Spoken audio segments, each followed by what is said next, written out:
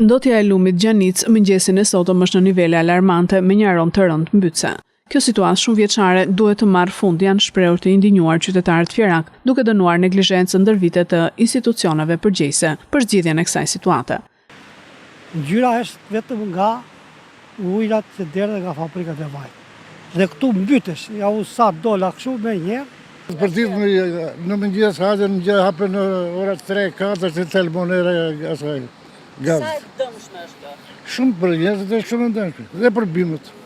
Për të gjitha është e dëmshme kjo. Dhe për çdo gjë duhet marrim masa këtë.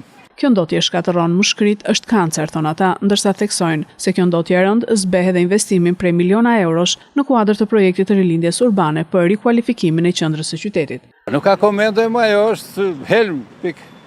Ky është një problem që smirë gjithmonë. Desa nuk bëhet gjë, do thotë edhe shpresat janë pak sa të vogla. Ja s'be vlerën këtë investimi sepse çdo ditë shtohet edhe kjo ndytja e ambientit. Gjanica është një pasuri kombëtare, është çlirimi i Dujt Fjerit, por neve s'kemi kokë që ta mbajmë, e kupton apo jo? Nuk kemi kokë, çlirimi i Dujt Fjerit është Gjanica.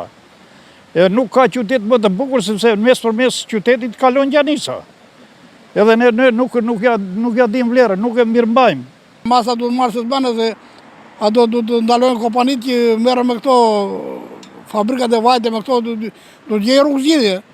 Du të bënë grop të filtrohet ajo ujtë e gjitha që ato. Kompania janë gjobitur pra se, po me sa duket as gjoba. Su bën gjoba dyre se ka fitime të larta ato po. Su bën gjoba dyre.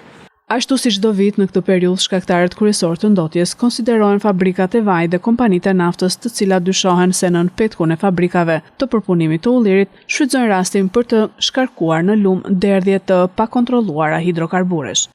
As denoncimet e panumërta dhe as gjobat e papërfillshme me të cilat kompanitë e naftës që operojnë në zonë janë përballur, nuk e kanë përmirësuar situatën, përkundrazi çdo vit përsëritet në nivele edhe më shqetësuese.